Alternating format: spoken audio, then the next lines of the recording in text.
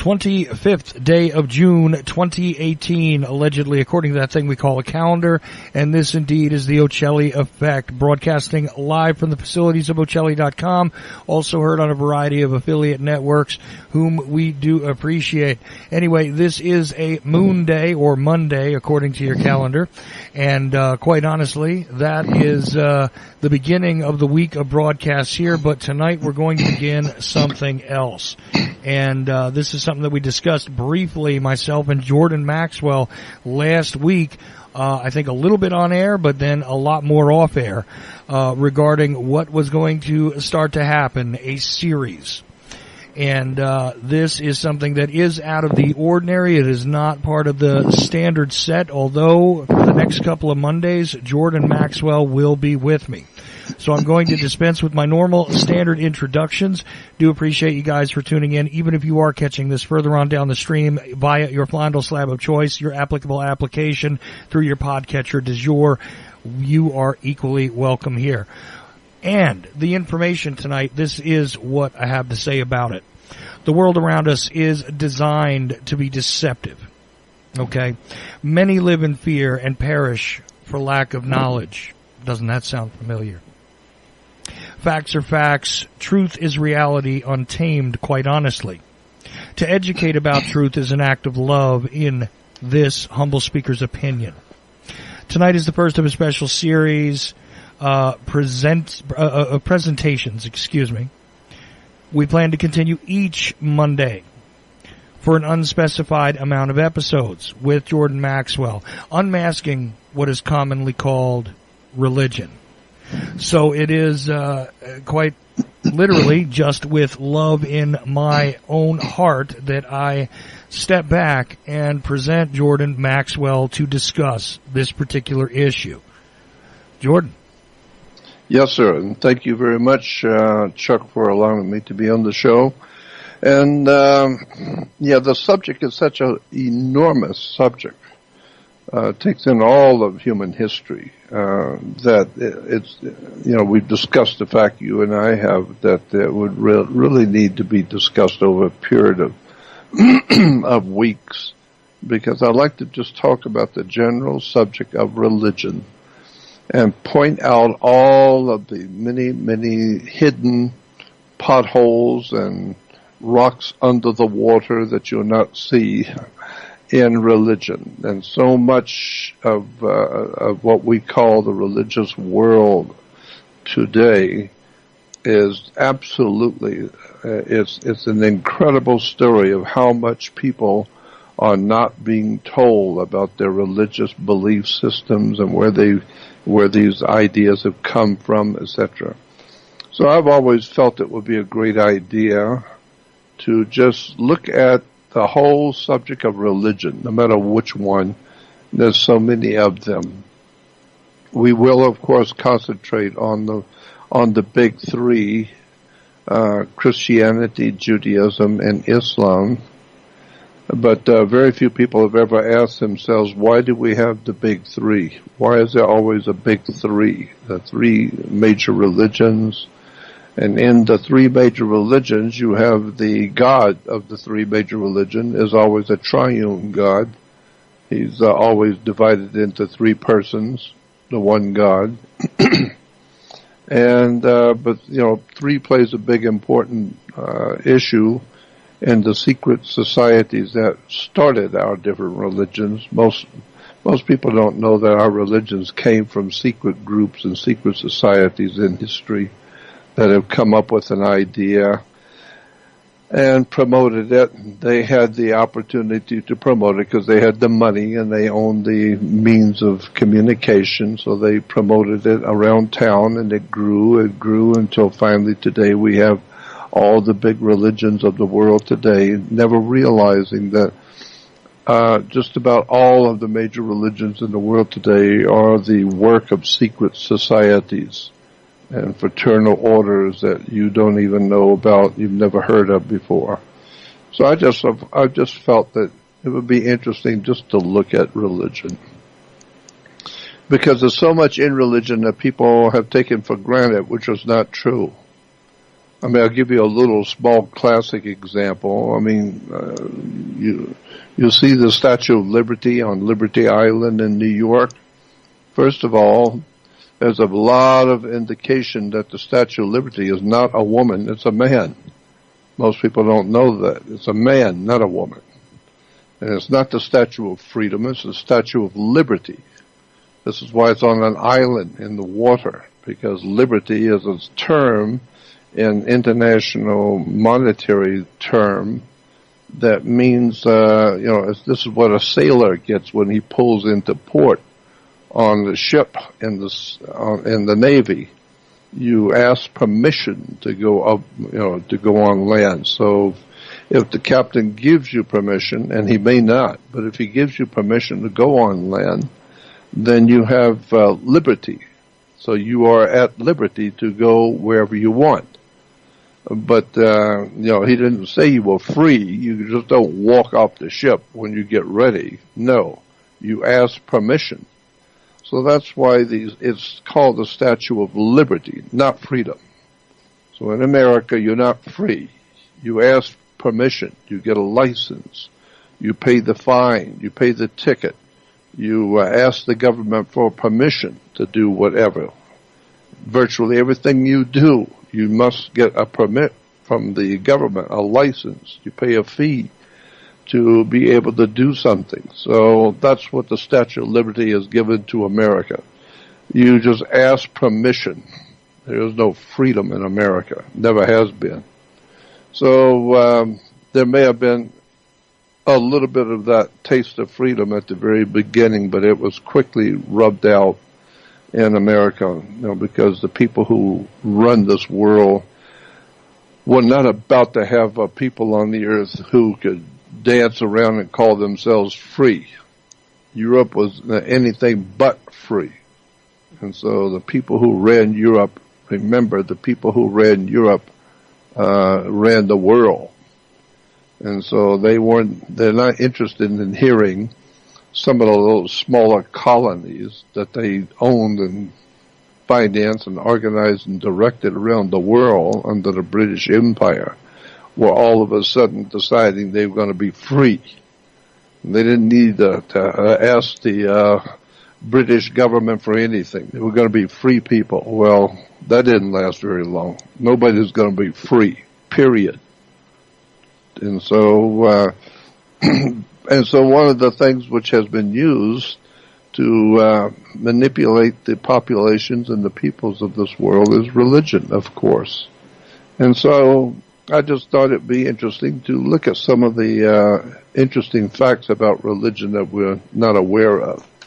Let's start with the three major religions, as I said: Judaism, Christianity, and Islam. I, for one, myself, this is just my idea, my idea based on the past 58 years, 59 years now of looking at theology. My conclusion is that Christianity was the first religion. Judaism did not precede Christianity. Christianity preceded Judaism. Judaism was dreamt up as a religion in the AD. There was no BC religion of Judaism or ancient Israel or the ancient religion of the Jews going back to ancient Israel. My feeling is, based on what I've seen in the past close to 60 years, is there was no ancient Israel, period. There was no such a problem and no such a state as Israel. It never existed. It's nothing but a theology that was dreamt up during probably the early Middle Ages. I would say probably about the 9th, 10th, 11th, and 12th century AD was being developed in Europe, the concept or the idea that there was an ancient Israel, and that ancient Israel taught this and ancient Israel taught that. But when you begin to really do some homework on it, you'll find out there was no ancient Israel. It never existed. So the whole thing was just a story. And So that's what I hope to be able to help people to learn, is that there was no ancient Israel, period. So don't look back to the ancient prophets and the ancient writings, because all of those ancient so-called writings of the ancient Hebrews were actually Knights Templar Masonic documents, probably dreamt up during the 8th, 9th, 10th, and 11th century A.D. in Europe by the Masonic orders coming out of the Roman Catholic Church, Knights Templars, and also then added to, once you had the Crusades, when the Pope Innocent sent the Catholic Knights of Malta and the Masonic Order of Knights into the Middle East to get rid of the Islamic influence.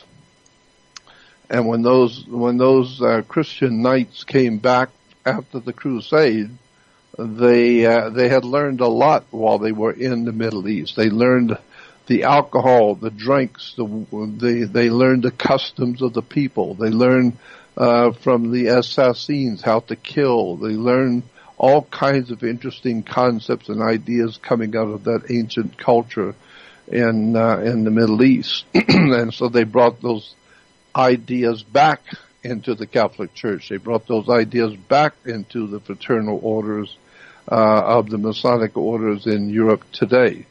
And so a lot of people don't know that a lot of the teachings in Judaism and Christianity actually comes from the Knights Templars, the Masonic order inside the Catholic Church that dominated Europe. And of course, you'll have to remember that, Rome as a dictatorial power, Rome has dominated the earth for, 2,300 years. First of all, with the coming of the Republic of Rome, and then eventually under the Caesars of Rome, has dominated all of Europe. And then, of course, with the fall of Rome, about the 5th century A.D., the fall of Rome, you now have today the papacy, the Holy Father. The Pope is even referred to as the Pontifex Maximus, which was a term that was given to Caesar when Caesar ruled Rome. So we still have the Roman Caesar today, where all the peoples of the world, no matter who they are, no matter what their religion, what color they are, they all come to Rome and bow down on their knees and kiss the ring of the God Father, because he represents God, the Pope, and he is the Holy Father, so he's the Godfather. And so when you talk about the mob and the Godfather, you need to look at the Vatican. That's where the real Godfather rules from. That's why all the big-time gangsters and mafiosis in history, when they were shot down and murdered, they always had big Catholic funerals. And all the cardinals were out there, officiating over the big Catholic funerals of all the criminals. And you need to also check and find out why the Pope wears the Jewish yarmulke, the little cap that the Pope wears. We see it as a Jewish yarmulke, but the Pope wears it, and all the cardinals wear the same thing. So there's something going on with the Roman system. And so for 1,600 years under the Vatican has ruled Europe, period. All of Europe has been dominated by the Vatican. And for 1,600 years, the entire world of mankind has been dominated by Europe. So all roads lead to Rome. Ultimately, the Holy Father, as far back as the fall of the Roman Empire, the Holy Father has been the dominant power in Europe. And Europe has been the dominant power on the earth. So much for the presence of Almighty God. And a professor of mine one time said, when you're talking about these kind of subjects, you need to define your terms. So when you're using words in theology, you need to define what you mean by those words. So when you hear someone talking about God, I always ask, would you define what you mean about God? Because, you know, a lot of people talk about God, but everybody has a different idea about what they're talking about. Most people have no idea what they're talking about. So my first entrance into this whole subject of religion is to look at the words and the terms and the symbols that have been used by different religions of the world, and look at the beginnings of things. Go back to the very day it began. And that's the way I like to do whenever I'm looking at any organization or church or philosophy. I like to see who started this idea, or who started this church, where did it begin, who put up the money, and how is it that we still are worshiping today something that was put up and started, 1,600 years ago. And so in relation to Zionism, for instance, if we're talking about religion, let me just bring this little point in about Zionism. Because if you go back to the dictionaries, the encyclopedias, and you will find that as far back as 1820, in the United States in 1820, there was a guy named Mordecai Noah. And he, with other fellow Jews, wanted to set up a Zionist homeland in America. And so they picked this, the place of the new homeland back in 1820. They picked at Grand Island, New York. And that was where they began to proclaim that they were going to found the new Zionist home of the Jewish people in Grand Island, New York. Well, 1820s, that didn't work out. It fell through. That was okay, because now in 1903, the British colonial secretary, Joseph Chamberlain, he suggested to Zionist Theodore Herzl, one of the main leaders of the Zionist movement. So back in 1903, British colonial secretary Joseph Chamberlain suggested to Theodore Herzl that he should put the homeland for the Jews at the Mau Plateau in Kenya, Africa. The idea was referred to by the Zionists as the Uganda program. So it was pointed out by the British to the Zionists, why don't you take your homeland for the Jews and put it in Africa, put it in Kenya, Africa. But after talking about it and thinking about it, the governments of Kenya and England and the rest and the Zionists, it all fell apart. They decided, no, forget it. They didn't need the Zionist homeland in Africa after all, so it was a bad idea. So a couple of years later, in 1905, a large group of angry and frustrated European Jews, not in the Middle East, this was in 1905, a large group of angry and frustrated European Jews formed an organization called the Jewish Territorialists. And their organization was, the aim of which was, they said they wanted to be the founders of a Jewish homeland of some kind, somewhere. They needed to establish a Jewish homeland on earth. And so it was called the Jewish Territorialist Organization, 1905, and they wanted to just find somewhere for the Jewish homeland. Well, that didn't work either. So it fell apart. So later on, in 1928, in March of 1928, in the then Soviet Union, the Soviet Union suggested that the Russian Far East would be a great place. It was a great place for the homeland of the Jews. It was very far out, away from everybody. And so the communists said to the Zionists, why don't you put your homeland here in the Soviet Union? And so the new Soviet communist idea was called the Jewish Autonomous Oblast, O-B-L-A-S-T. So this particular idea that the Soviet Union came up with in 1928, it, like the other three, it didn't go anywhere. It fell apart and nothing happened. Then in 1930, another brilliant idea was suggested by the British Zionist League. The British Zionist League in 1930 came up with a great idea that in Australia there's a place called the Kimberley region in Australia. And that would be perfect for a Jewish homeland in Australia. So large, so incredibly large and spacious.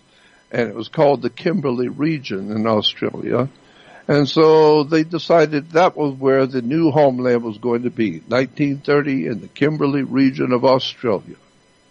But after thinking about it for a few months, the Australian government officials, they said, no, not in our backyard. That's not going to work. So that one fell apart again.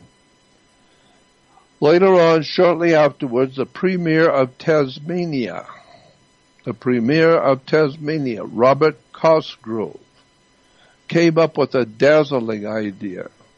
He suggested that the homeland for the Jewish people should be in Port Davey, D-A-V-E-Y, Port Davey area of southwest Tasmania. Now, this is the Premier of Tasmania, Robert Cosgrove, and he said, why don't the Jews put their homeland in Port Davey in southwest Tasmania? That would be a great idea. But he died shortly after the suggestion, and everybody decided, forget it, it's just a bad idea anyway. So that didn't work either. But finally, the Zionist leaders finally had the correct idea. They finally got a good idea.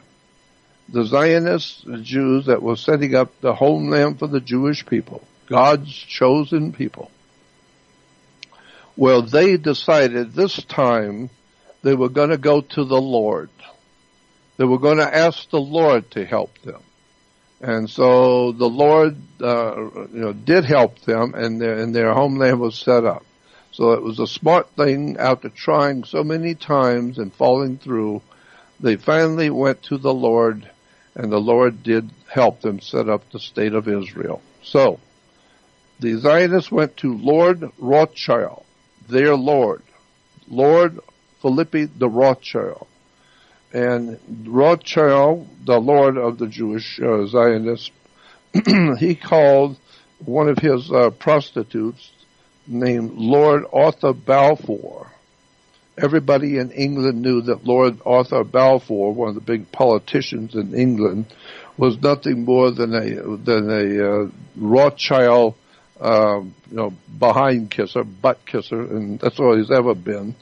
And so he was appointed by the British Israel Illuminati Masters of the World to be the one to go to the United Nations for Lord Rothschild and present this idea to the United Nations to have the the Jewish homeland in the Middle East, and what we call the land of Canaan. And so they went into Canaan and just took it over. They didn't ask permission. They didn't ask anybody. They just went in with the British guns behind them, with the American military and government behind them, with the international Rothschild money and banking fraternities behind them. The Zionists went into the Middle East and just decided, we're going to take over a piece of land in the Middle East, and we're going to call it the land of Israel, and we'll say that God gave us this land, and anybody who don't like it, we'll kill them. Period. So we're tired of asking permission. And so that's why today we still have the land of Israel, God's chosen people, which is nothing more than a Rothschild banking United States, British banking fraternities with their military behind the founding of the state of Israel. So So much for the holiness in the Middle East, because I have been saying for years, and I'll say it again, there's nothing holy in the state of Israel or the Holy Land. There's nothing holy in the Holy Land. The reason why is because all the stories coming out of the Holy Land are full of holes. And so once you see that Israel today is nothing more than a political Rothschild, United States, British Empire political move on the world stage, of which behind the scenes the Vatican and the international criminal syndicates are behind the military movement in the Middle East. And so it's a very, very dark story about the whole idea of the Lord's chosen people. There is no such a thing as the Lord's chosen people. Israel was not a BC religion. The entire state of Israel today was started by the British Americans going through the United Nations and providing the money and the military backing to go in and just take the property and say, God gave us this property, so get out of here. We're taking it over. So much for God's chosen people.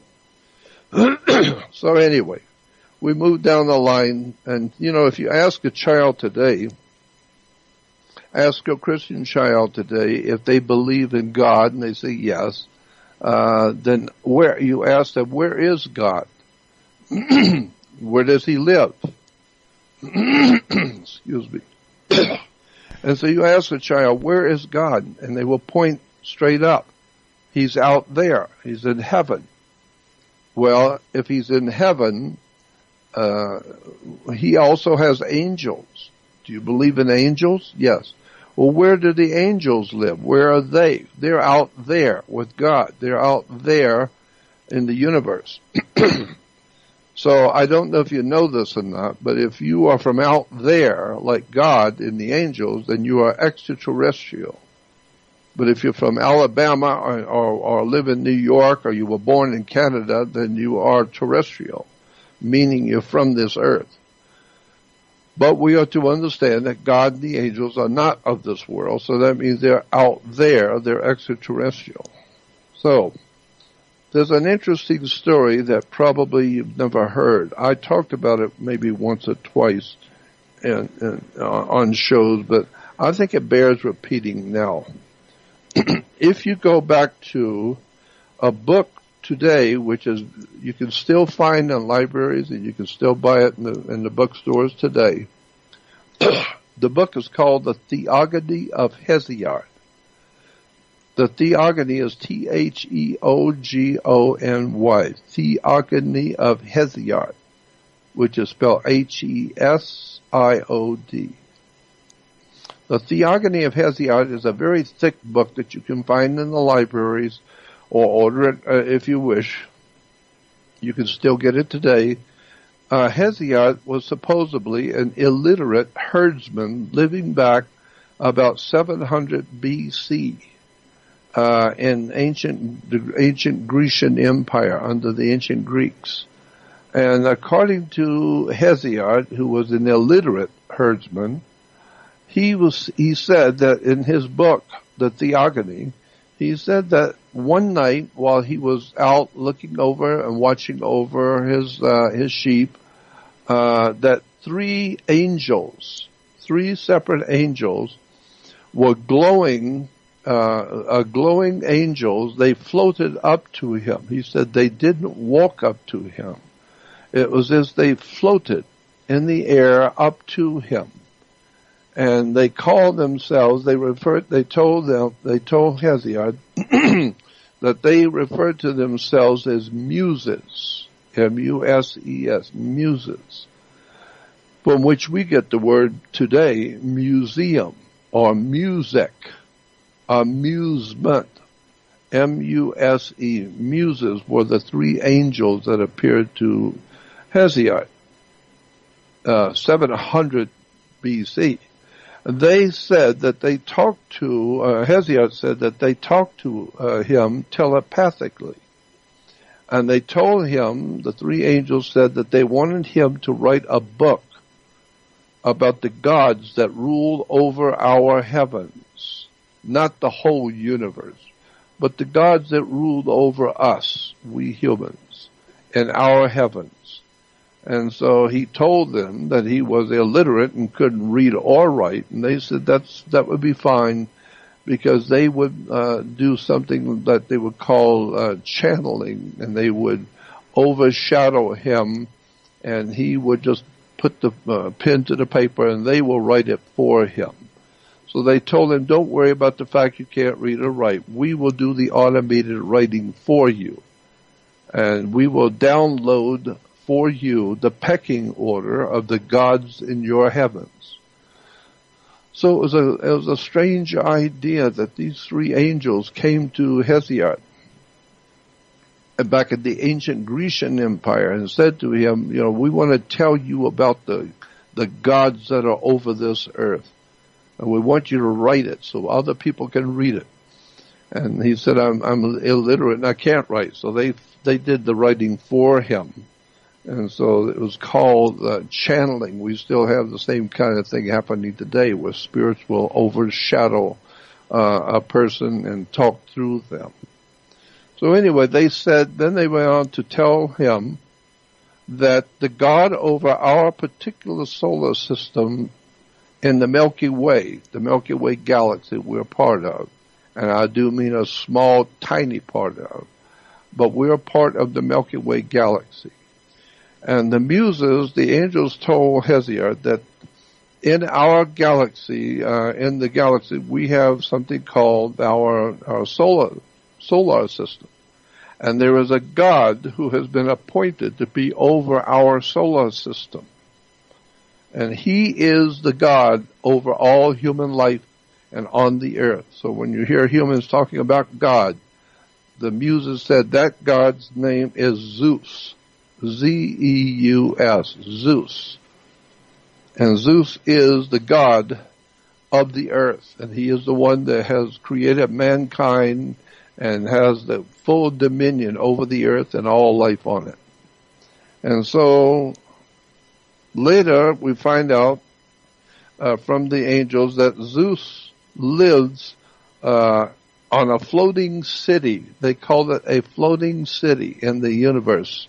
And just outside of our solar system, that Zeus, our God, lives in a floating city in the constellation, in a star constellation of Cassiopeia.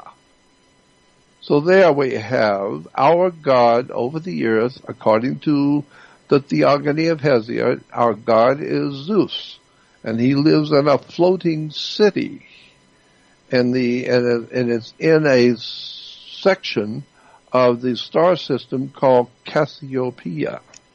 Very interesting. The muses went on to tell Hesiod that if Zeus were to drop an anvil from his front porch and drop it down to the earth, if Zeus were to drop an anvil, it would take 9 days and 9 nights and so many hours for it to hit the earth. Well, it's fairly easy to calculate that distance at which an anvil would fall. So multiply that by 9 days and 9 nights and so many hours. And so it was easy to calculate the distance to a little over 3 million miles from Earth. And so according to Hesiod and the three muses, or the three angels, Zeus lives a little over 3 million miles from the Earth in a star system called Cassiopeia. And Zeus is our Father who art in heaven, because he's up there in heaven, a little over 3 million miles up there. And so our Father who art in heaven is Zeus. And hallowed be thy name, Zeus. And of course, so that's the name of that tune. So now, back in 1930, there was an American astronomer named Karl Jansky, K-A-R-L, Jansky, J-A-N-S-K-Y. An American astronomer named Karl Jansky, 1930, Carl Jansky built the first radio telescope, and he won the Nobel Prize and was called the father of modern radio telescopes. He then, Carl Jansky, also then built a radio transmitter to beam signals out into the heavens. And in the 1930s, just to see what might happen, I'm assuming that he had read the Theology of Hesiod. So Carl Jansky, after the 1930s, with his new radio transmitter, he transmitted a signal to Cassiopeia, just for the hell of it. Sent out a strong signal to Cassiopeia. They said it was about 14.3 megacycles.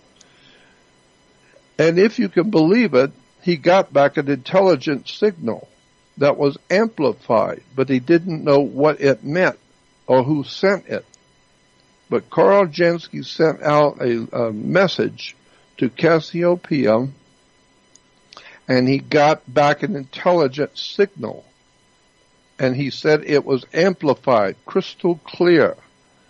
But he did not know how to read it or who sent it or what it said, but it was intelligent signal.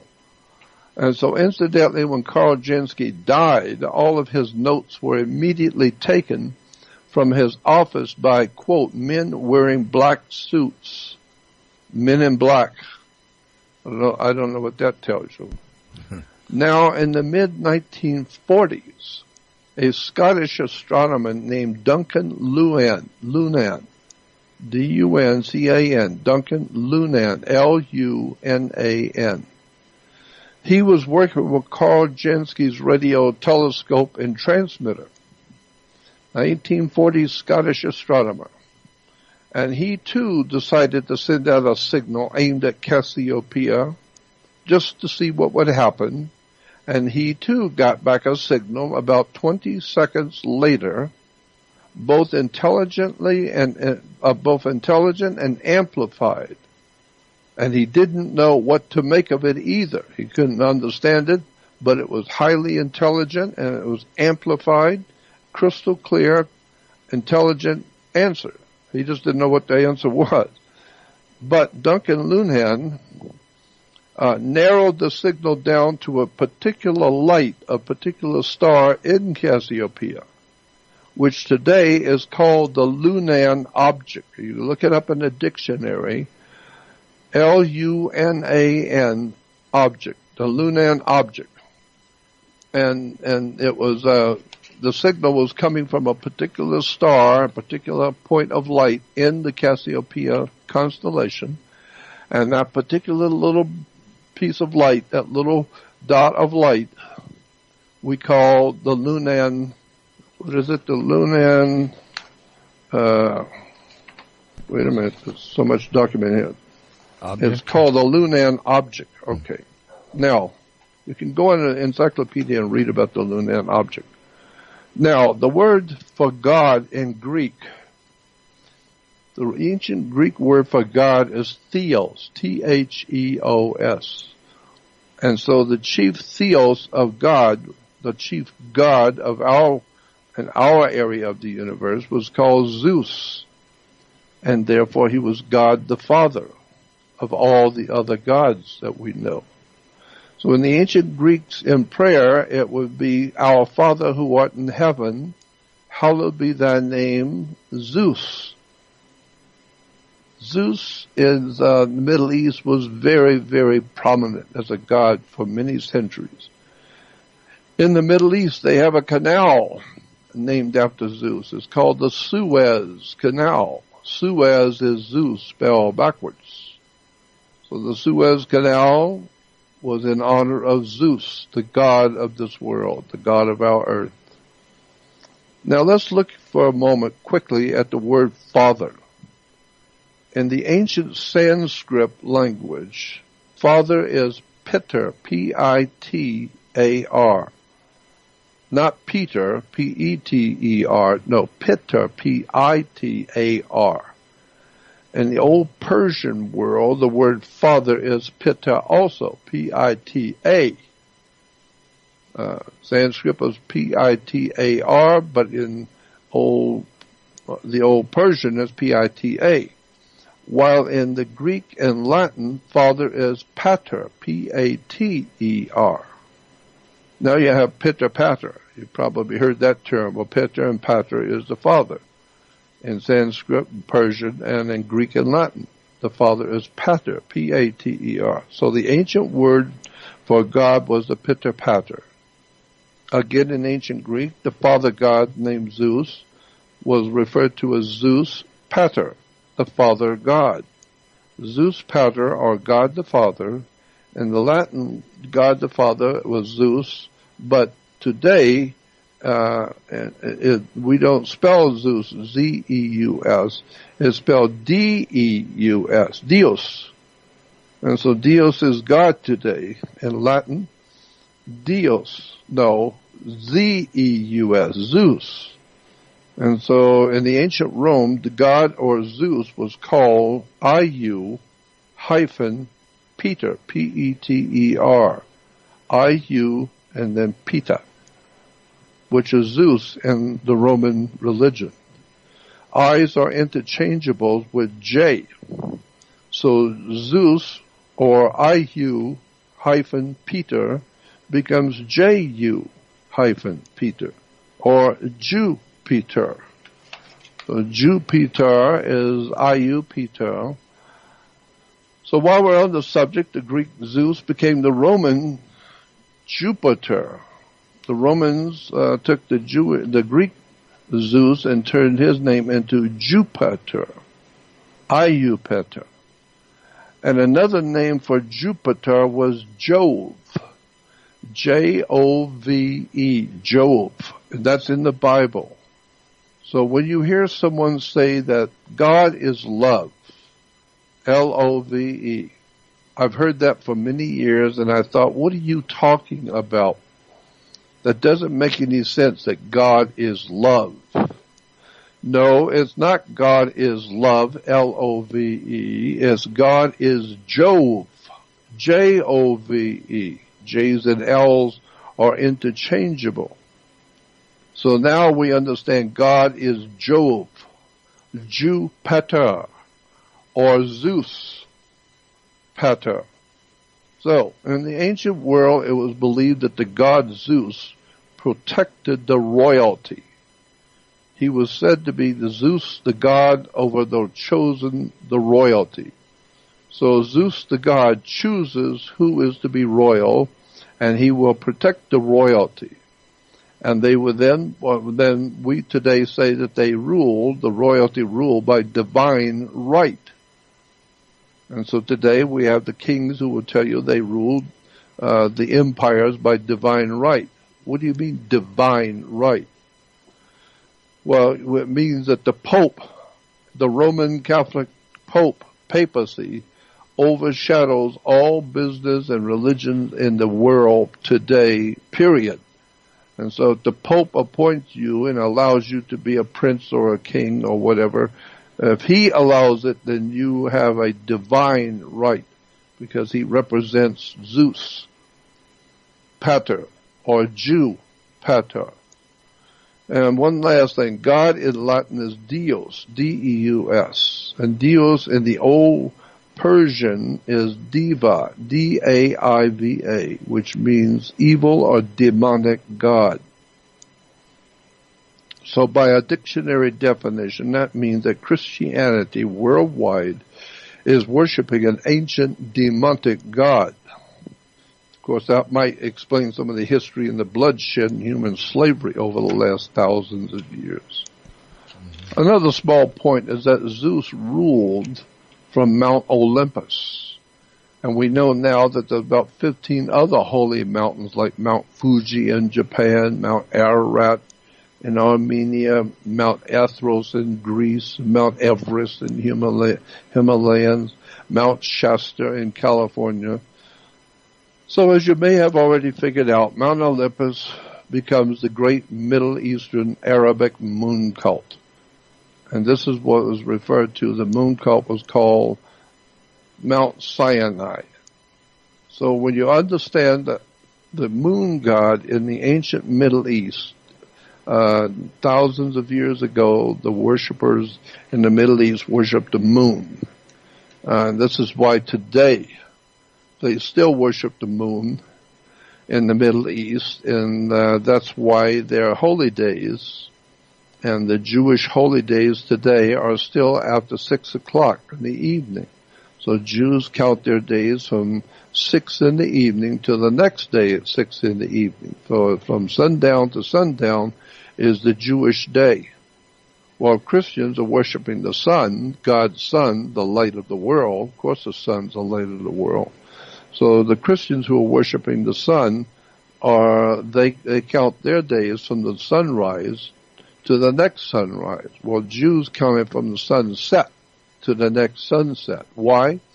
Because in the Middle East there was a worship in the ancient world of the moon god. And the moon god he lived in the mountains. So if you were if you were in Egypt or on the Sinai desert, west of the Sinai, you look every evening in the east, and about 6 o'clock, the moon would come up from the mountains. There's a high mountain range in Sinai. So about 6 o'clock, the moon would come up behind the mountains.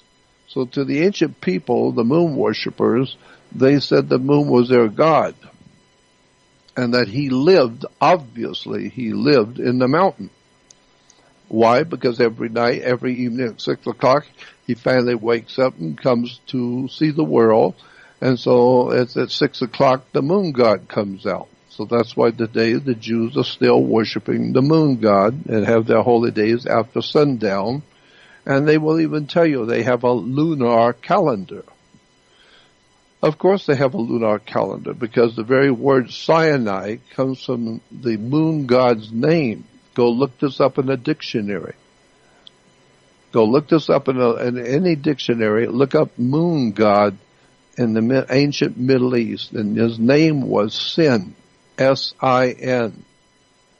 That's not a word that we use in Christianity for the falling short or doing something bad and you committed a sin. No, Sin, S-I-N, was the name of the moon god in Arabia. That was his name, S-I-N. And in the ancient Arabic tongue, it goes back to the mountain of the moon god. And the mountain was Ai. And so you put the god of the mountain, Sin, in front of his home, the mountain Ai, and it becomes Sinai. So Mount Sinai is Sin Ai, the mountain of the moon god Sin, who lives in the mountain Ai. So when we hear all these wonderful stories about Mount Sinai and the holiness of the Israel, and then you come to find out that actually, no, if you go back and do some research, you'll find out that, no, the god was Sin. He was a moon god. And, so his worshippers during the Middle East, would worship him after 6 o'clock in the evening, because that's when the moon god comes out. And so there's where we get the holiness of Israel, and our holy days of Israel today is after 6 o'clock. They have holy days after 6. Why? Because of the moon god's sin. That's why if you go into Egypt, if you go into Israel today, you're going to a synagogue, S-I-N. In America and England, it's S-Y-N, but in Israel, it's spelled S-I-N. Synagogue. Synagogue is a house of the worship of the god Sin, S-I-N, the moon god. So, let's understand that the whole of Jewish religion is based on the ancient moon god Sin, and the whole idea of the house of Sin was the house of synagogue. And that all of this goes back to the old ancient moon worshippers and the holy days after sundown and all that kind of thing. This just opens up a small portion of a bigger story. And so we'll have a lot of things to talk about in the future in relation to the general idea of Judaism and Christianity, Where did they come from, and what are some of the background of the teachings of both the Jews and the Christians? Where does it all come from? And now we also... Well, right, Jordan, at this point, right, because we're actually coming very close to the end of the first hour, and I think this is an excellent place to actually break off a little bit early than I normally would. But I think this is a perfect spot to stop. One thing that I do have in my mind from the beginning of what you said, though, is very shocking, and that is that I have always been taught to accept the idea that Judaism preceded Christianity, and you have an idea that it did not. And this is very interesting to me. And I do believe we'll have to get some more history on what has brought you to that idea. But, right. But honestly, thus far, there has been a whole lot of information, and I would tell the listener, if you're not taking notes at this point, you may want to go back and listen to the first hour again, because, you know, the ideas and the entire structure of what is being laid out here is fully organic. I have said very little in this first hour because that is the design of what it is we are going to do here. Just for people's notification, so they understand why they haven't heard from me. I didn't fall asleep. I didn't go away. I didn't leave Jordan all by himself without him knowing what he was going to do. This was absolutely intentional. So we're going to take this break right now, let Jordan get a drink and resettle, and also all of you to try and absorb what has already been discussed here in the first hour of the Ocelli Effect. We'll take this break for as long as Jordan wants to, and we'll be abbreviated break there. At a natural break point, as I said, during the time when we did it. And Jordan Maxwell is with me, and he is doing the first part of a very special discussion regarding religion in general. Now, we're not sure how many parts this series will have, but this is only part one. And for the most part, people might notice, like I said, I have been rather silent. That will continue to be the condition here. And we will take breaks at a natural point where I think they need to be. And that's the way it's going to happen here. This is going to flow very organically, not very regimented, but extremely well-textured and layered in a lot of information, some of which, quite frankly, I have never heard before. I have never quite fully grasped before.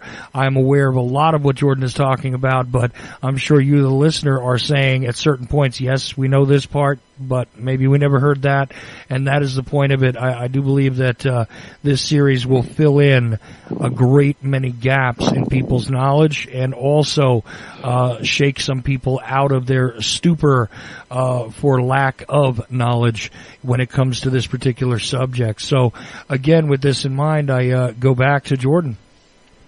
Well, thank you very much. There is really... like I said, I don't believe that there was a BC religion called Judaism. I don't think that there was anything before the 9th, 10th, 11th, and 12th century AD in Europe. The reason why I think the story was put into a book, because the people of all three religions, Judaism, Christianity, and Islam, are referred to as the people of the book. All three peoples, all three religions are referred to as the people of the book. Why? Because it's all three religions are based on a book. And so if it's not the Quran, it's the Bible. If it's not the Bible, it's the what we call, the Christians call the New Testament, the Old Testament. And so it's all written down in a book. Well, I believe that the book talking about the Old Testament was probably written by the Catholic monks and the Knights Templars, the Knights, the Masonic Order of Templars in the Catholic Church going back to the 8th, 9th, 10th, and 11th century and 12th century. And that today what we call Judaism was invented probably about 150 to 200 years ago. It was not, there was no such a thing as ancient Jerusalem and ancient Jews and ancient people. But there is a religion that says it goes back to thousands of years. But I think that that is just a book. It's just written in the book. Now you got to find out who wrote the book. And why is it that all of the so-called prophecies of the Old Testament were fulfilled in the New Testament? So looking at this some 30 and 40 years ago, 50 years ago, I was talking to rabbis, Jesuit scholars, teachers, theologians. I've been doing this kind of reading for many, many years. Back in 1959 to 60s when I started. So we're talking about almost 58 years or 59 years ago. And in all the discussions I've had around the world with all the writers and researchers and authors and lecturers and teachers, these are the ideas that I've finally come up with at the age of 78 years old. I'm finally totally convinced that the whole of religion is a totally misunderstood idea in the human mind. I don't care what religion you belong to, there's more to the story than meets the eye. And there's so much, and I'm giving you this pretty much off the top of my head. I didn't have time to sit down and write notes about things I wanted to remember, so I'm just struggling to try and remember and keep it as keep it flowing in a line. Now, the reason why I say I am totally sure for myself that Judaism was developed as a religion by the Knights Templar Masonic Order, probably in, as I said, the late 8th, 9th, 10th, and 11th, and maybe even the 12th century AD, because the Vatican in its worship of and that's another story. The God of the Vatican is not Jesus. It's not Yahweh of Jehovah of the Hebrews. The God of the Vatican, if you want to write this down and go do some research on it yourself and see if I'm right, go do some research on the God of the Vatican. The Catholic, the very Catholic Church is based on the worship of a god named Dagon. D-A-G-O-N. Very simple. D-A-G-O-N. Dagon. Dagon was an ancient Phoenician Canaanite god. You've heard of the land of Cana? Today we call the land of Cana Israel. When you go back to, and there's so many facets to this, but let's look at this one thing first. The land of Cana and Dagon. The Dagon as a Phoenician Canaanite god. The Phoenicians and Canaanites worship. Today, the whole world of Catholicism worships the old Canaanite fish god called Dagon. Dagon was also called Anis, spelled O-N, Anis, Anis or Dagon. Either one you look up, it will tell you the whole story of where this ancient god Dagon came from. It's supposedly he came out of the sea. In the Middle Eastern stories that come out in the ancient world, Dagon came out of the sea. He was a god who lived in the ocean, and he came out and taught the humans how to plant food and how to run a government and all the other things he showed us how to do. And then he went back into the ocean, and every now and then he'll come out and has some new ideas to give us. And so today, the Pope wears the hat of Dagon. He worships Dagon, and so he's leading the entire world. The papacy leads the entire world of so-called Christianity. It's not Christianity at all. It's Dagon worship. And so the Pope is leading the whole world in the worship of Dagon, the fish god. And this is why today there are so many Christians around the world, both Catholic and Protestant. So many Christians and so many Jews around the world, believers and non-believers. All the people around the world, including Islam, are praying for peace. They're praying for a better life. They're praying for protection. So we're always talking about, we're praying to God for this or that. Well, so many people in Christianity, Judaism, and Islam are praying for something. They're praying for hope and praying for protection. And the more they pray, the worse we go, the worse we get. the more corruption we're getting, the deeper we're getting into debt. We're waking up to find out that our whole entire world is crumbling in front of us, and there's a whole dungeon of demonic depravity coming for the world called the New World Order, with people being thrown into prison.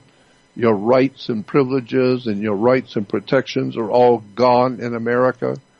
America is in a horrible place, and she's lost everything. She's lost her jobs. She's lost her property. She's lost her freedoms. She's lost her rights and her protections. America has lost its financial support. America just lost everything. Period. They've lost it all. And now the only thing left to lose now is their minds. So now Americans are losing their minds. They're going into shops and restaurants and blowing up buildings and shooting people, and every day there's a shooting and a murder. Something's going on every day. It just shows that the whole of Western civilization is breaking down. It's falling apart. Why? Because they have built their worship on things which they did not understand, and they're ultimately going to wake up and find out that the entire world of Christianity, Judaism, and Islam are all based on the worship of demonic depravity, gods of the ancient world, and we never realized what was going on. We never knew. We just were born and raised into a system and accepted it, and nobody ever read anything, nobody questioned anything. So now we're finally paying the price. What goes around comes around. Now our great civilization that we thought we were promoting around the world is falling apart. Why? Because it's not real. It's based on ancient paganry, based on ancient occult sciences that we have no knowledge of at all. So, when you go back into the history, and the reason why, and I forgot to bring this out, the reason why I believe that Judaism was dreamt up as a religion in the AD, the early AD 9th, 10th, 11th, 12th century AD, and was not a BC religion at all, is because we know that all of these stories coming out of the ancient supposedly BC religions of the world were not true. We now know that. It's all over Israel today. Scientists and philosophers and archaeologists and paleontologists are saying there was no ancient Israel, never existed. Some of the best minds in the academic field that Israel today has are writing books. Many people are speaking out. Many professors and teachers are saying that there was no ancient Israel, period. There never existed. There was no King Solomon. There was no King David. One of the earliest Bibles I had, and I can't remember what it was because I've had to move so many times and I've lost it. But there was an old Bible I had that's everywhere in the Old Testament that I would call the Old Testament. Everywhere the word King David would appear, it didn't say King David in that particular old translation. It would say King Druid. Not D-A-V-I-D, but D-R-U-I-D. King Druid, not King David.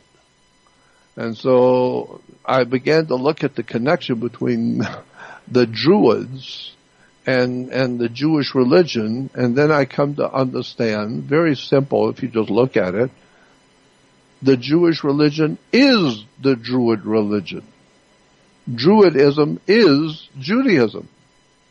Period. All of the ancient dressing, the priest, the high priest, the clothes that the high priest wore, the words, the terms, their temples, the way they set up their religion in the ancient and so-called ancient Druid religion, is everything is Judaism.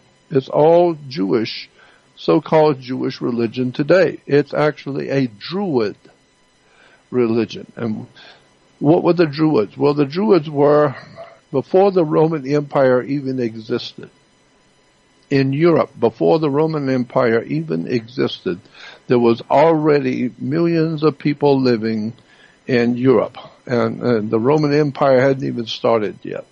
And so there were already a lot of people living in that area covered by the Roman Empire. And they were covered, and it took in north, east, west, and southern Europe. So the Druids were a people which we call the Europeans, or today is called Caucasians or the white man.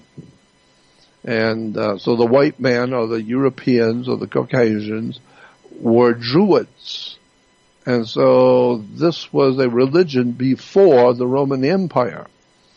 And so one of the most important symbols in the Druid world of life in Europe, and of course the Druids ran all of north, east, west, and southern Europe, which is incidentally where we get the word news. N-E-W-S is north, east, west, south. N-E-W-S, news, comes from the four corners of a continent. So the Druids were a very powerful presence in Europe. So if you were a doctor, a lawyer, or a politician, or a teacher, or anybody who had important positions in society, you were a Druid if you were in Europe. European, white man, Druid. And so the Druids were a very powerful priesthood. Now, one of the most important symbols in the Druid religion in Europe was a magic wand, like Merlin the magician, and today we even have the orchestra leaders who wave their magic wand when conducting an orchestra. The waving of the magic wand, or Merlin the magician from England. So magic wands were always made out of the wood of a holly tree. It's made out of Hollywood. And once you understand that Hollywood is nothing more than a so-called Jewish establishment, no, Druid establishment. And then you find out that there's a very big important connection between the Druids and the Germanic peoples. The German peoples, they gave us all kinds of Druid religious belief systems and Christmas and the holly tree. All of this is a European Druid system of life and government. And today I am telling you, you may find this very difficult to believe, but if you do your homework, you will find out I'm right. And I've talked with many, many scholars in the field who are far better than I, and they have all agreed that I am correct in my assumption. You will find that what we call the German people today, Germany and the German people, the German presence in Europe, is the same as the Jewish presence in Europe. In my book, the Jewish and Germans are one and the same thing. The Jews are the Germans, or the Germans are the Jews. And so there's a dark, dark connection that most people have never even thought of, that connects the Jewish idea, the Jewish philosophies in the world, the Jewish religion, with the Germans. And the Germans and Jews share a lot of things that you never even thought about. And well, let me just interject here real quick, because they do call it magic in Hollywood, right? It's Hollywood magic. It's kind of right there in your face what it is. So this makes a lot of sense when you think about the common vernacular. But one thing that you passed over a couple of times, and the basis for these religions at this point, coming from something that seems to have been authored by the Knights Templar in one way or another, I think it is appropriate to describe what the Knights Templar actually were, because many a theory and many an examination has gone around regarding this, and I've got to tell you, a lot of it is very misinformed, a lot of it is very misleading. Even the fact that today there is an organization that still calls itself the Knights Templar, which is under the Masonic orders, just like, the Freemasons and these other secret societies. It still exists, and yes, they have their, ostensibly their public face where they do charitable deeds and things like that. But I happen to know that organization still exists, and but people misunderstand, I do believe, the history of it and how it is that what were they called, technically speaking, the Holy Knights of the Poor Man or something like this, allegedly. How is it that they would come to do this, and precisely what are the Knights Templar?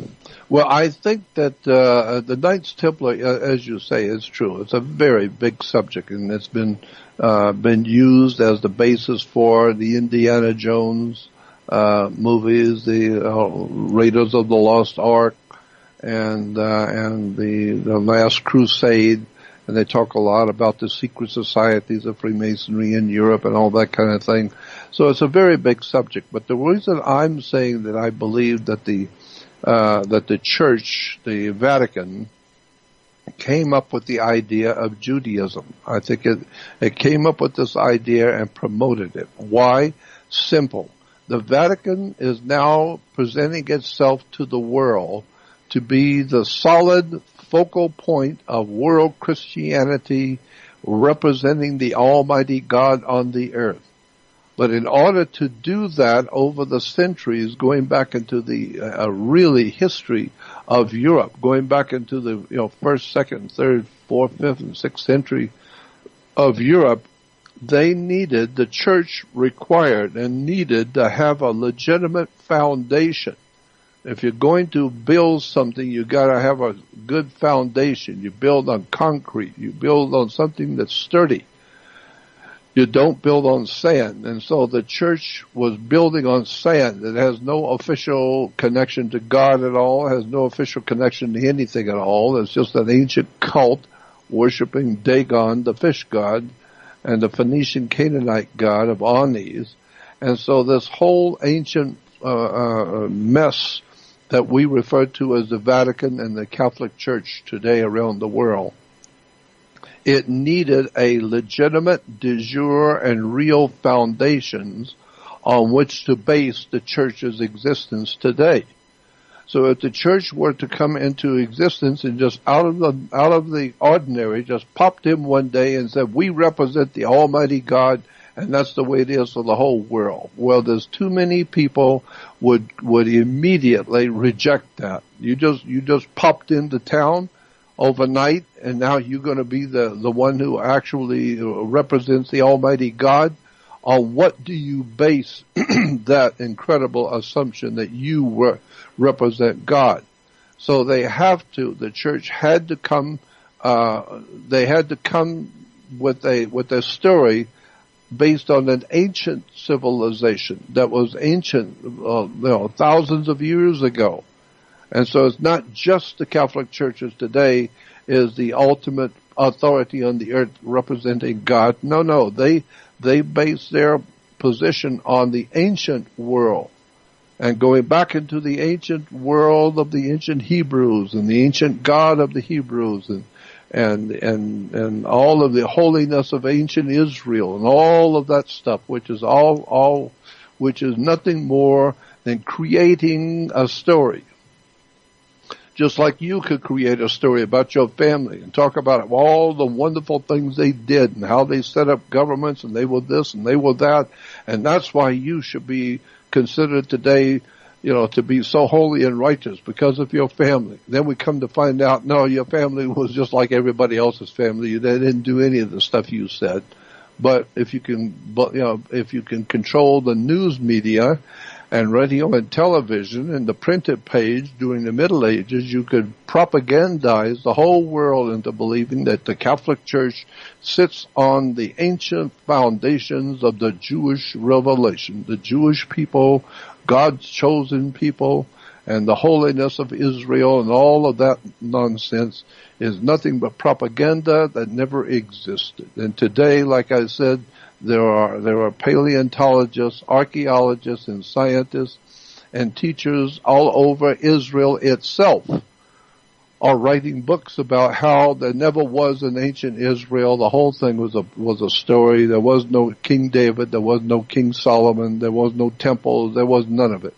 It's all just a story to give the Catholic Church and the Christianity a solid foundation upon which to say we are we're the carriers of the great legacy of the ancient Hebrews and the ancient God of the Jews. They were God's chosen people, and today we are the Christian fulfillment of all of that today. When actually, no, the entire superstructure of Western civilization is a religio, political, financial, military empire that has no basis with God or anything decent or anything holy. It's just basically sex, drugs, and rock and roll. It's a military industrial complex. And then when you begin to see how when watching movies like Godfather and the third one in the series, Godfather 3, where the mafia is actually in the Vatican dealing directly with the so-called Holy Father. And then you begin to see the connections with the Cosa Nostra and all the secret societies and criminal societies in the world coming out of Rome, coming out of Italy. And then you get into the dark secret societies of Italian Freemasonry. It is one hell of a dark, evil story. And then the first two world wars in Europe. And so something is going on here, and it hasn't got anything to do with Jesus or anything holy. This is a well-laid plan for thousands of years to fool the entire world into believing that the church today, as the Catholic Church, is sitting on the records and all the ancient, wonderful history of the Jewish people. When in point of fact, there was no ancient Jewish people. The whole thing is a story. And that's why it's falling apart today, because that's the way things work. Eventually, it's all going to fall apart, and the Vatican will have to change with the times. And that's another thing we could talk about, the different symbols in the Catholic Church, where did they come from, and the words and the terms and the history. All of this is shadowed in darkness, and we're not being told any of this. So as far as I'm concerned, the Vatican represents the worship of an ancient pagan deity from Phoenicia, Canaanite deity, and it's just an incredible story of betrayal and lies and deception. All you got to do is have an honor. You got to not only be able to look, like the Bible has Jesus saying, you look with your eyes, but you don't see. You listen with your ears, but you don't hear. And with your heart, you don't get the sense of it. And that's exactly right. The people of this world, they look with their eyes, but they don't see what the Vatican really is, what the Catholic Church really is. They don't see the history. They don't see it. Why? Because they don't want to see it. They're not interested to see it. And so they're making a lot of money, being a part of the establishment. So everybody just goes along to get along. I've seen that all my life, people going along to get along with their organizations. Why? Because it's their money. Their livelihood depends on what they don't see. So they purposely don't see it. For me, I don't care. I do see it. And I would like to talk about it. I'd like for people to understand the Vatican does not represent Jesus. Jesus is Iousis in Greek, and it goes back to sun worship. All of this so-called Judaism, Christianity, and Islam can be traced back to the worship of the sun. And of course, mixed in over the period of centuries was the worship of the moon god, Sin. or Sinai. The worship of the planet Saturn is very big in the Middle East and in the world today, all over the world. The Germans are big on the Brotherhood of Saturn. And in Germany, there were Jewish organizations that were promoting the worship of the planet Saturn. Saturn was called El. This is why today, boy, when you get into Saturn worship and connecting it with the ancient Jewish worship, you begin to see the connections between Germany and the Jewish religion and the German people.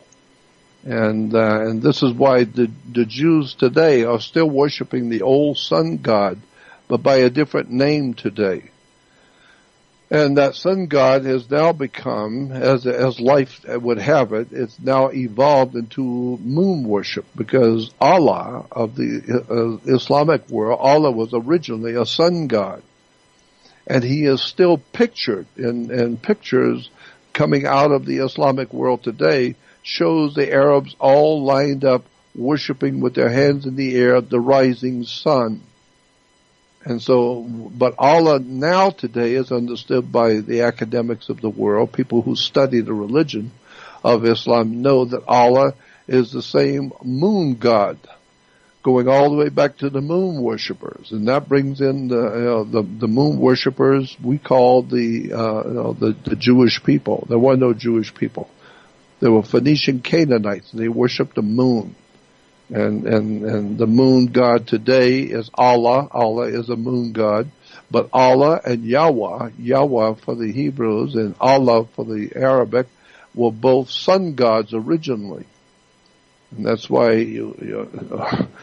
and that's why today the foundation of Judaism and Christianity and Islam, but especially Judaism and Christianity, is the sun worship of the ancient sun god in Egypt.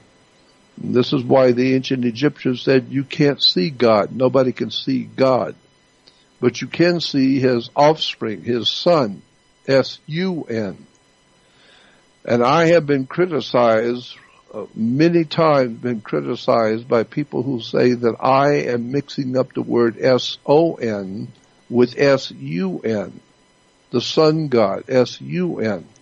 And so Jesus is referred to as God's son, S-O-N. And Jesus is God's son, the light of the world. Of course the S-U-N is the light of the world. What else lights the world if not the sun? And Jesus is God's son because he is our risen Savior. Of course it's a risen Savior. The sun, every morning, 5:30, it rises. And it is your Savior. You don't think so? If it goes out, we're dead in 3 weeks. The sun is the life of this universe. The sun is the life of our solar system. Without the sun, we're frozen and we're dead and gone. Right. So Jesus is God's son, the light of the world. Yes, the sun is the light of the world. And he is our risen Savior. Yes. And he had 12 helpers or 12 apostles. That's right, 12 signs of the zodiac. And he walks across the sky in 12 steps. And so in the ancient Egyptian religion, the sun was a sun god, and the Jews today still worship the sun god of Egypt. That's their main god. Everywhere on the earth that you go to any synagogue, this is true on any continent and any place on the earth you go, if there's a synagogue, go in the synagogue, and you will see the name of the Jewish God is in 4 letters. And because the name of God is so holy that in Judaism you cannot use his name. God's name is so holy. So they have, in Judaism, they have given you 4 letters, which represent the Jewish God, the God of the universe, God's chosen people, and the God of the chosen people is Yahweh, Y-H-W-H, and so his name is so holy, though, that you cannot pronounce it. So the Jewish religion has given the 4 letters that represent the God of the Hebrews. So you don't have to use his name, and so those 4 letters are referred to, and ask any Jew, go to any encyclopedia and look it up. The 4 letters for the Hebrew God, which is the sun god of Egypt. The 4 letters for the Hebrew God is called Tetragrammaton. The Tetragrammaton are the 4 Hebrew letters for the abbreviation of the God of the Hebrews. Tetragrammaton. It's tetra, meaning 4. Gramma, meaning letter. Letters, like A, B, C, is a gramma. So tetra, 4, gramma, letters, aton, A-T-O-N. Tetragrammaton, A-T-O-N, is the god Aton in Egypt. Look up the word A-T-O-N and then look at the last 4 letters in the Tetragrammaton. And then you will see always, every single time you will see those 4 letters representing the God's name of the Hebrews, it will always be inside a circle of the sun. Every synagogue, every place you will go, just put it into, go on the web and just type in Tetragrammaton and see, and go to image, and you will see all over the earth the Jews always put the name of their God, that abbreviation name, Tetragrammaton, and it will always be inside of a sunburst. A sunburst. Why? Because the sun verse is representing the Aton, or the sun god of Egypt. And then when you understand the connection between the Jewish people with their Tetragrammaton, worship of the sun god, and then connecting that to the German people, as I said before, and what was the most important symbol in the Germanic world? It was the picture of the sun. And then Adolf Hitler used the sun also, the Aton symbol, and he called it the swastika. Well, if you don't realize this, you may not know this, but in Israel today, if you go to Israel today, there are certain synagogues in Israel that are very old. They go back hundreds of years, but they all have on their floor a big, huge swastikas on the floor of the synagogues in Israel. So the Jews were using the Tetragrammaton, or the symbol of the swastika, on the floors of their synagogues. A very obvious connection to Adolf Hitler, using the symbol of the swastika, which is a sun symbol.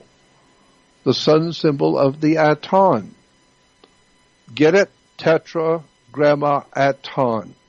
The sun worship of the sun god Aton in Egypt. Go look it up in a dictionary or encyclopedia, and you will see both the Germans, the Germanic peoples, the Christianity of today, the Jewish people, all of these in Western civilization, all over the world in the Western civilization, are worshiping the Aton, the symbol of the sun god of Egypt, the Tetragrammaton.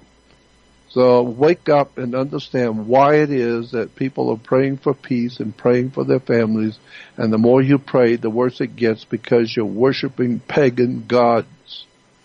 And that's all you've been given, is the pagan deities, pagan gods, the Aton from Egypt, the fish gods of Phoenician Cana, the Vatican.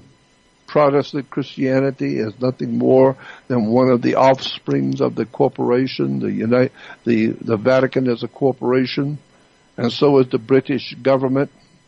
The British government is a corporation.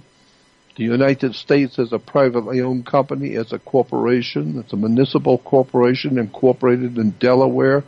We're no longer the United States of America. There is no United States of America. We are the United States. Go look it up in the dictionary. Do something really strange you've never done before. Go read a book, and you will find that the United States of America, the republic that was founded back in 1776, died and is gone. It no longer exists around the world. People and politics around the world know the United States of America does not exist. There is no such place. There is a place today in North America called the United States. It's a corporation. It's a company, a privately owned company. And you need to find out who the owners of the United States Corporation are. It's an incredible story. But in 1871, after the Civil War was over, if you think about it, the Civil War was one of the bloodiest wars mankind's ever fought. And so it was a civil war in the United States. Well, after the war was over, this country was anything but united. We were here, and we're all eating, but we're not united. So we're no longer a United States. We've been very disunited. So one half of America is killing the other half. So we're not United States.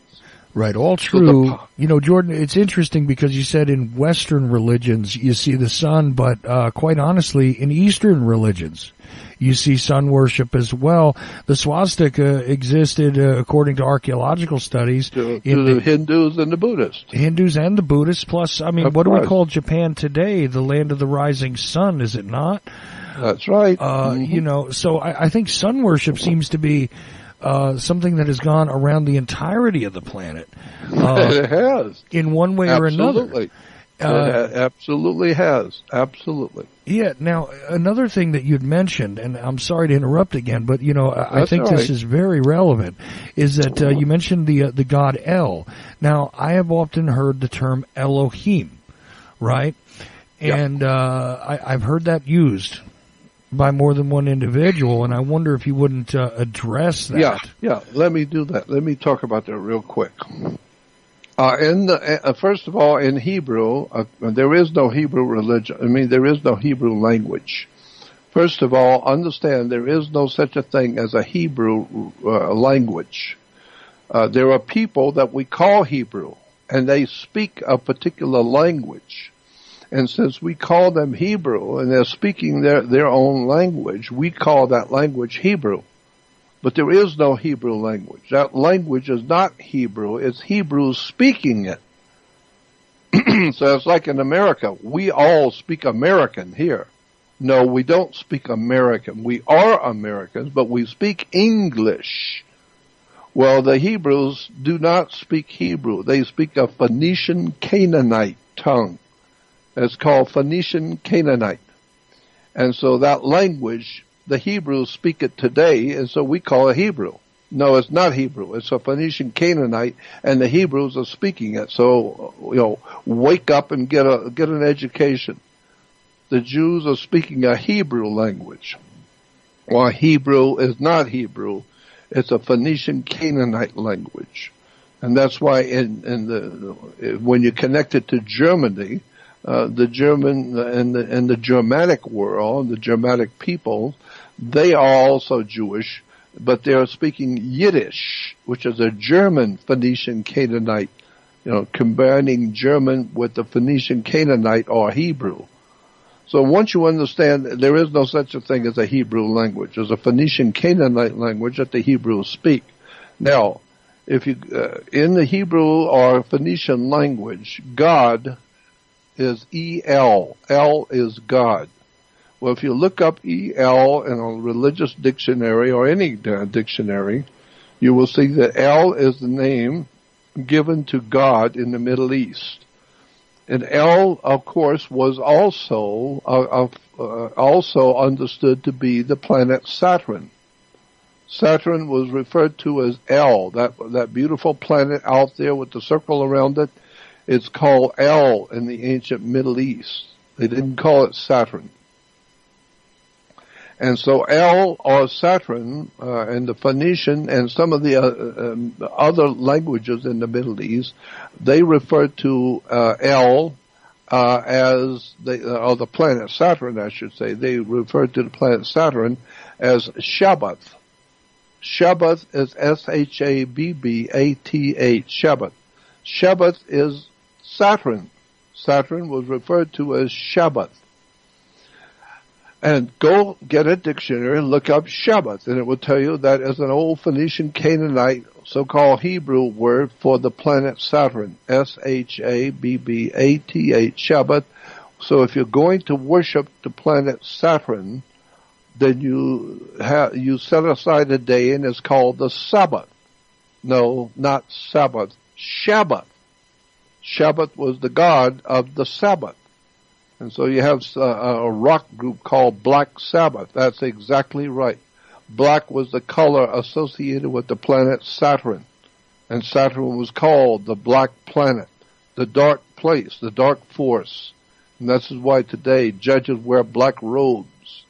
Darth Vader wears a black robe. Dracula wears a black robe. Catholic priests wear black robes. When you graduate from university or high school, you wear a black robe. Black robes represented the planet Saturn, Shabbat. He was worshipped on the Sabbath. So remember, Christians and Jews, remember to keep holy the Sabbath. Sabbath is the worship of a planet, of the divine, of a dark force in the universe called the planet Saturn. Wow. I mean, go back and look at where this stuff comes from. And so today, the Jews are still worshiping the sun god.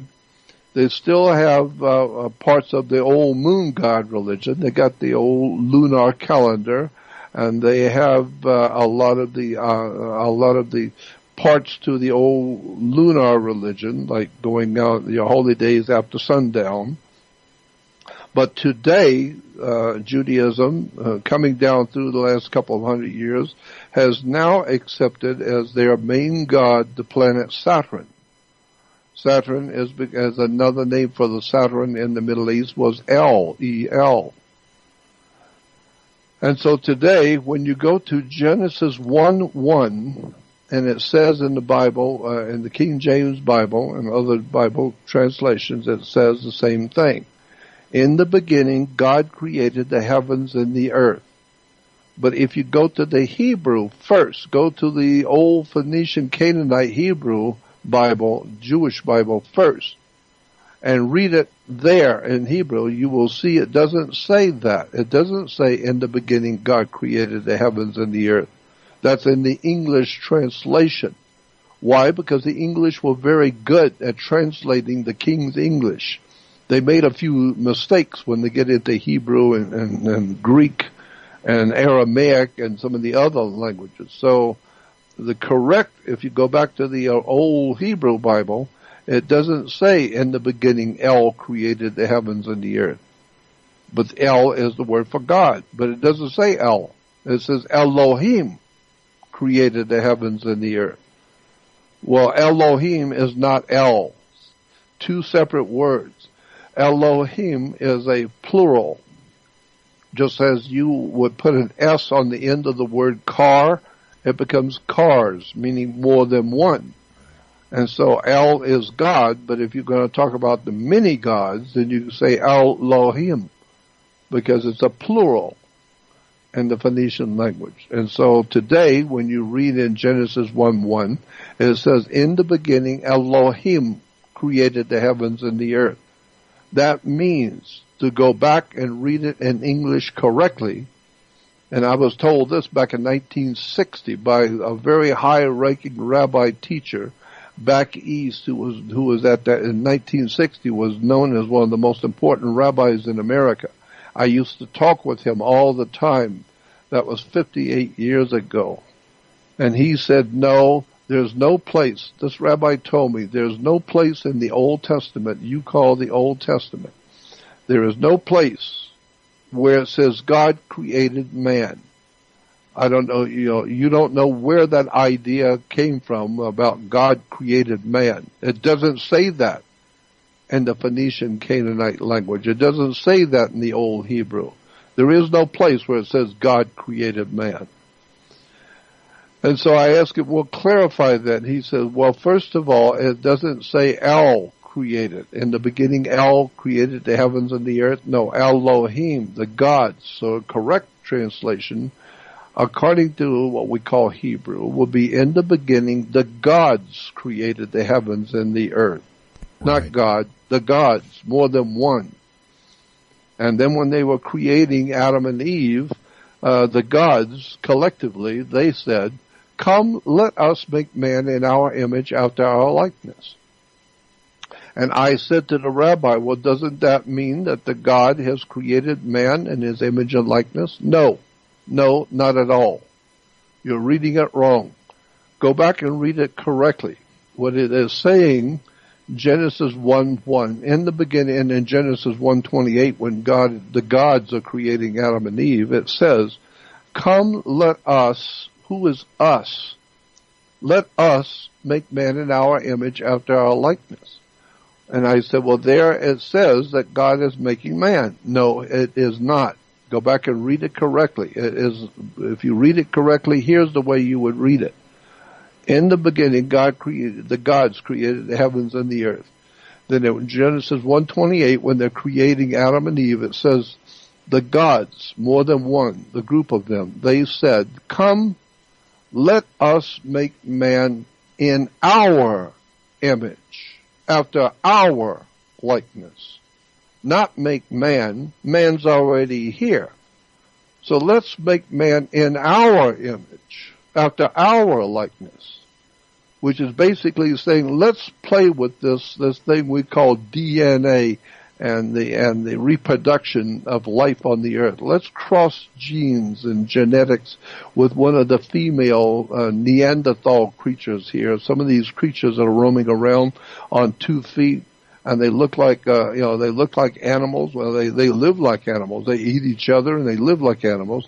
But come, let us make man in our image, after our likeness, which implied they were crossbreeding with the creatures that that were already here, and they were creating a different kind of creature. And so that different kind of creature was what they were creating in Genesis 1:28. And then later on in a couple of chapters more, it says, the God says, now look what has happened. Now here we have created man in our image, after our likeness, and now look, he's like us. Man has become as one of us. He's fighting like we fight. He's chasing sex like we do. He's eating and killing like we do. We created him to be like us. Well, he's like us now, and now you're going to have to deal with him because you put too much intelligence into him. Now he's no longer just an animal. He has become as one of us, knowing good and evil, meaning he knows what he's doing. Now he's creating rockets and lasers and atomic bombs. See what you've done? You have crossbred into this life form on the earth, and now you've created them like us. Now we've got a problem. We're going to have to deal with these people now because they're getting smart. There's nothing they can't do. If they get together, they're going to be a hell of a problem to us. And so the scripture says, in the beginning, God created the heavens and the earth. No, Elohim, the gods. And so it's just as if, and so that's why today we say, or we're told, that in the Jewish religion, they are the first monotheistic religion. The Jews have the first monotheistic religion. Mono meaning one. So they're the worshipers of one God. Nothing could be further from the truth. Anybody who understands the Hebrew, the so-called Hebrew history of the past 1,000 years realizes the Hebrews were anything but monotheistic. They worshipped the moon, they worshipped the stars, they worshipped Saturn, they worshipped all kinds of the sun, they worshipped all kinds of ancient gods. And today it's amalgamated into one big happy family. All the Jewish religion is Judaism, is nothing more than the moon worship, the sun worship, Saturn worship. They got worship of Mars, they got worship of money, women, sex, drugs, rock and roll. It's a big, huge religion, but there's nothing old about it. It's a very ancient concepts and ideas. But today, it's an incredible story about how much the people do not understand Christianity, I believe, gave birth to Judaism, so it could have a foundation on which to build a legitimate church. So the people of this world will buy into the idea that the church and the Vatican and the Catholic Church and the Christianity in general is a very legitimate and de jure and real religion based on the ancient peoples of the Hebrews and the ancient Jewish people and God's chosen people and all that, never realizing for a moment the whole thing was dreamt up during the Middle Ages to give the Catholic Church and the Vatican today the basis for claiming that they speak for God. Well, as we get close to the end, because we're only down to the last 10 minutes or so, Jordan, I wish to offer something else here. You've given us two examples where in the text itself, if read with the proper translation, in two places there, these are not the only ones, where there is an implication that there is not only more than one God, but more than one God named, even when God speaks in what most people refer to as the Old Testament. The references made in the language indicate that there is more than one God, that they are a God. I am the God of this. Well, either I am the God or, if there's only one, then there would be no purpose of explaining that there are others. Well, and of course, what about the Ten Commandments? Well, in the first commandment, the Ten Commandments says, I am the Lord your God. He doesn't say, I am the Lord of the universe. I'm the God of all gods. No, he says, I am the Lord your God. This is not, I'm not the God of everybody, but I'm the Lord God, your God. And I will not have strange gods before me, which is simple to understand.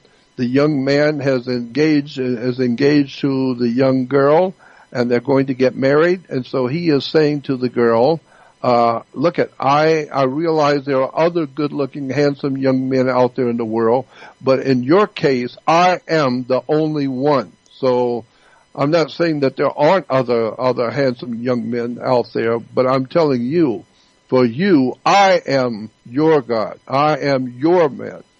So I'm jealous. I want to make sure you understand that. I don't want to see you messing around with other young men. Well, that's what God is saying. I am the Lord your God. And I don't want to see you messing around with any other God. Of course, hell, there are plenty of gods. There's a whole mess of them. But I am the Lord God, your God, and I don't want to see you messing around with any of the other gods. And so, therefore, it's right there. This is why we say the Jews were worshippers of one God. Well, let me explain that. If there were 15 gods standing in front of you, and they're all quiet, standing there at a rapt attention, and you pick the one you like, and you look at all 15 and look at their record and see who they are, and then you decide to pick the one you want to be your God. Okay, so you picked that one, but there are 14 others equal. But there are 14 others, but you didn't pick them. You only picked the one you like. So therefore, we can now say that you are the worshiper of one God. That's right. You're the worshiper of one God, but there's 14 other ones. And that one God said, I don't want you messing with those other 14. Airhead, remember that? So I am the one you picked. So leave those other 14 gods alone. I'm the one that picked, you picked me. So I am the Lord God, your God. And I'll not have any other gods before me. He didn't say there were no other gods. He said, I don't want to see you messing with any of them. That's the bottom line. Right. So, that is, but it's right there in the language, Jordan. It's not as though, and it's funny because when people discuss this, that's why I brought up Elohim, because I have stated before and basically been called, many different names for explaining that right there in your text. If it's read properly, it tells you that there are gods, plural. And yep. But that's not what's taught. You see, what's taught and what's written and what is. Now, these could all be three separate things at any given moment when you take a look at this subject, right? Of course, yeah, of course. But that's like anything else. I mean, that's just like the history of your country. I mean, we've been told all kinds of things that are not true. As a matter of fact, if you really get into it like I have for 60 years, you'll find basically nothing on the earth that you've ever believed is true. Period. Across the board. It's all lies. It's all been put together 1,000 years ago in Europe that you didn't know anything about. You don't know anything about what's going on in the Vatican behind the scenes of 500 years ago. You don't know anything about 800 years ago in the Vatican. You have no idea what's been going on politically or sociologically in the Vatican or in Europe, around the world. You don't know anything about what's going on. So the bottom line is that this is an old story, and it's just now beginning. I think it's an idea whose time has come to begin to tell the people the truth about where the church comes from, where religions come from, and that there's nothing holy in the Holy Land, and that's why there's nothing but bloodshed and violence all over the Holy Land, because it's a place of violence and lies and deception, political, money, Rothschilds, banking, international banking, it's just an incredible display of ignorance and ill-informed stupidity because we are worshiping old ancient gods. We need to wake up and find out that the entire world is lying in the power of the wicked one. That's what the scripture said. The whole world is lying in the power of the devil. Well, you take the word, you take a D as in David. You take the letter D and put it in front of the word evil, and it becomes devil. And you take one of the O's out of the word good and it becomes God. God is good and the devil is evil. You begin to see how the whole world has been led. And see, we were born as little babies, and we grew up never realizing that the adults around you were little babies and that they grew up into big babies. And so they just go along with what they were taught, and other people go along with what they were taught, and the whole world goes along with whatever their culture has taught them. So that today, nobody knows beans about nothing. Nobody understands. Nobody realizes. We've all, on the face of the earth, been lied to, deceived, and you haven't even scraped the surface. We got a lot more to talk about in things, times to come. Well, absolutely, and I do believe the time has absolutely come for this conversation, but unfortunately this will be just about the end of the first part of this series. And I urge you, the listener, to go to JordanMaxwellShow.com. That's JordanMaxwellShow.com, because that is the only website that is Jordan Maxwell's, and that's all there is to say about that. Okay. Bottom line, yep. JordanMaxwellShow.com is where you go.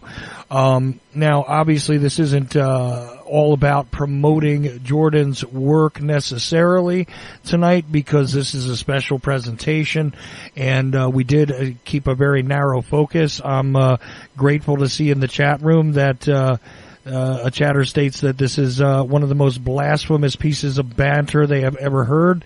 I want to say thank you. And Jordan,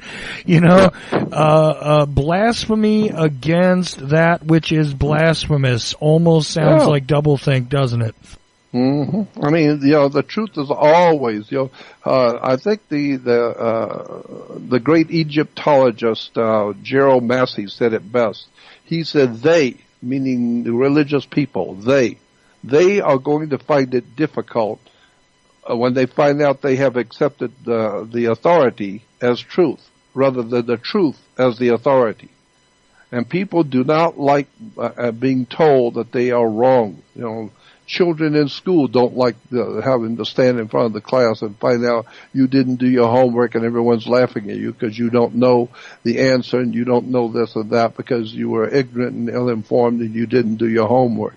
Well, that's the same way Christians and Jews today feel. They don't like learning for the first time what they've accepted as truth is now being shown that's not the truth. Now they have to deal with it.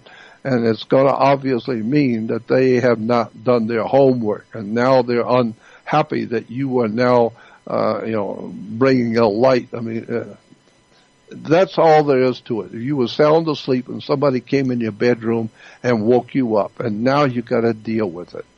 And they don't like that. You turn away from the light. Anybody flips the light on and you turn your head. You don't want to see it. You don't want to be awake. You want to go back to sleep and be happy.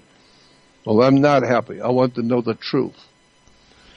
And like the movie said, you can't handle the truth. So I know there's a lot of people in this world can't handle the truth. Me, I learned to handle it a long time ago. Right. And the thing is, I'm very sure we're going to get some negative feedback from this, but here is the trouble. When you're in a very, very deep sleep for a long time, nobody enjoys being awakened. However, sometimes it is necessary to be woke up when there are many things to do. The ship is sinking, yeah. And if it's an emergency, which I do believe we have reached that point as a species, that this is an emergency, this is a time to wake up because it is time to take measures, and it is exactly the appropriate time to rip the veil away, so to speak, not just peek behind it, but rip it away and take a look at what's actually happening to this family of human beings.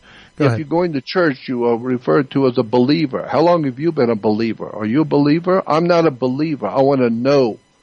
So I don't expect me to be a believer. I go to the library and get a reference book and read the encyclopedias and read the history of the churches, and finally you'll see what I saw and what everybody else sees if you bother to look.